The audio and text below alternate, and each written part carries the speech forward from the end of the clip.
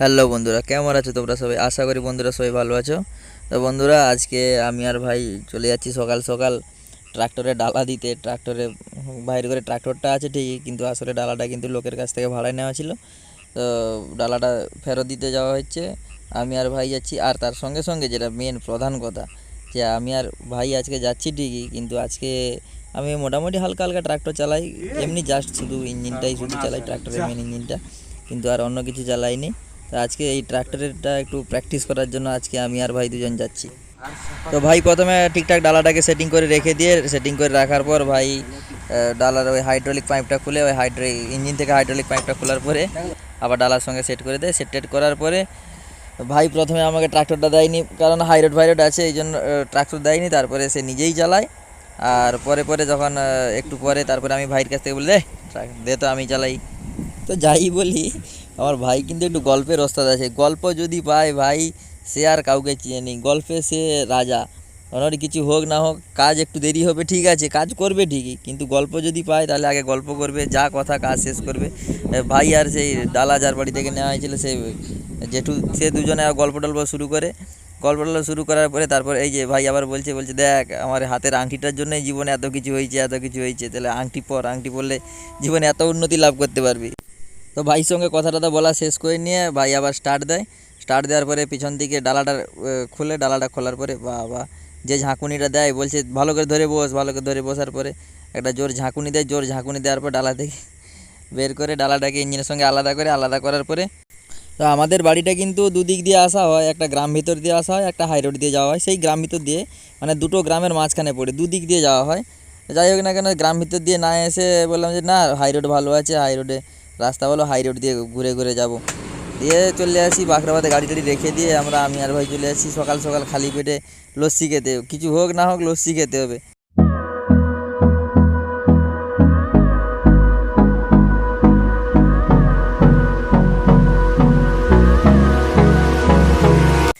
তো বাখরাবাদে এই দাদাটার কাছে এত সুন্দর লস্যি পাওয়া যায়, 20 টাকার লস্যি কিন্তু অন্য কোনো জায়গায় আমি এরকমভাবে কোনো দিন এরকম এত কোয়ান্টিটি, এত ভালো কোয়ালিটিরও লস্যি অন্য কোনো জায়গায় খাইনি।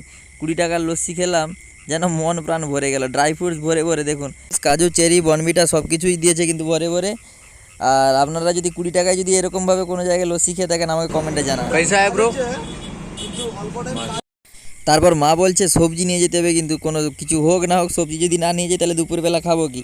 তো ভাই সবজিগুলো বাছে, আমি একটু ভিডিও রেকর্ডিংই করি, আমি ক্যামেরাম্যান আর ভাই একটু সবজিগুলো বাছে। সবজি টবজি নেওয়ার পর আমরা যখন গাড়ির কাছে এসে দেখি, অনেক দিন চোখে পড়েনি গাড়ির এডিটারে যে ফিল্টার দেওয়া আছে, ওই ফিল্টার থেকে ফোঁটা ফোঁটা করে জল পড়েছে, আমরা কিন্তু বুঝতেই পারিনি। তারপরে আমি উঠে যাই, আমি ভাইকে বলছি দে, তোকে আর গাড়ি চালাতে হবে না, আমি উঠে যাই, আমি গাড়িতে চালাবো। আমি ড্রাইভারের সিটে আর ভাই ক্যামেরাম্যান। তারপরে দোকানে আবার শাল পাতা দিয়ে পান মুড়ে দিয়েছি। শাল পাতায় মোড়া পান খেয়ে একবারে সকালবেলা যদি, একটা ভালো কথা বলি, যে শাল পাতায় মোড়া পান যদি সকালবেলা যদি মুড়ে থাকে, তাহলে বিকালবেলাও যদি পানটা খাওয়া হয় তাহলে কিন্তু পানটা কিন্তু একদম পুরো তরতাজা থাকে, আগের মতোই একবারে যেরকম কাঁচা পাতা থাকে সেই রকম, কোনো শুকায় না পাতাগুলো। আজকে ভাই আমার মাস্টার আর আমি তার ছাত্র। ভাই আমাকে ইনস্ট্রাকশন দিচ্ছে, এটা কর সেটা কর সেটা কর। চাবিটা অন করে ডিজেল সেভারে দিলাম, ডিজেল সেভারে দিয়ে যে নিউট্রাল কর, আগে নিউট্রালটা আগে কর, তারপর নিউট্রাল করলাম। নিউট্রাল করার পরে তারপরে স্টার্টটা দিলাম।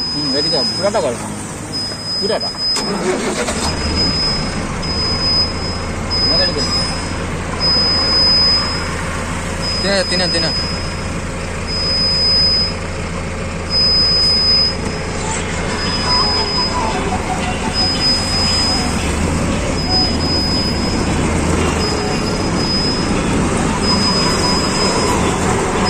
চার মাস চার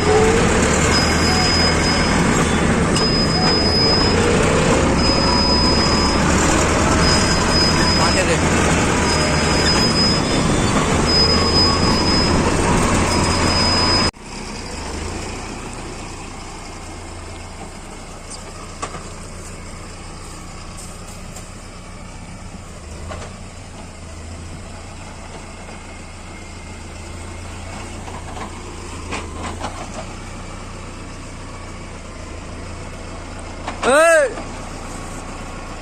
আয়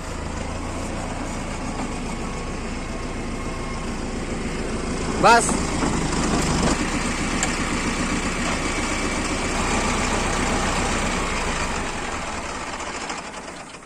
ক্যারে